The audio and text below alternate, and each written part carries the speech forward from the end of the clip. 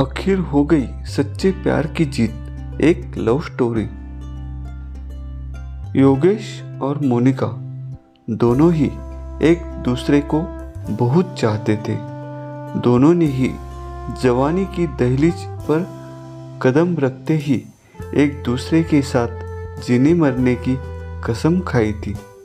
लेकिन उस समय आज की तरह का नया जमाना नहीं था।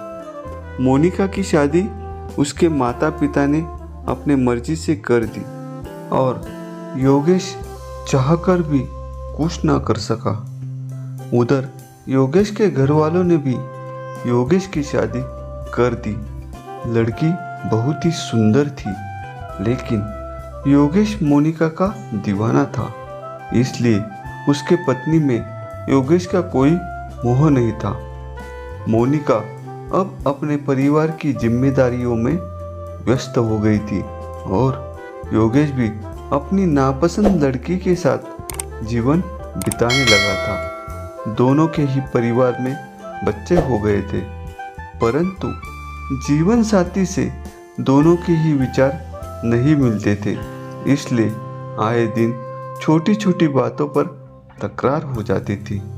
कालांतर में दोनों ने ही अपने बच्चों की शादी करके अपनी जिम्मेदारी पूरी कर ली थी। अब तो परिवार में अपने अपने जीवन साथी से लड़ाई झगड़े के अलावा कोई दूसरा काम नहीं रहा, इसलिए दोनों ने ही अपने अपने जीवन साथी से विधिवत तलाक ले लिया था। तब तक नया जमाना भी आ गया था। इंटरनेट का युग था और शायद भगवान को भी यही मंजूर था। एक दिन योगेश और मोनिका इंटरनेट के जरिए फिर एक दूसरे से जुड़ गए। एक दूसरे के बिना दोनों को ही चैन नहीं मिलता था। ऐसा लगता था कि दोनों का पूर्व जन्म का कोई रिश्ता रहा होगा। दोनों की घंटों नेट पर बातें होती थी।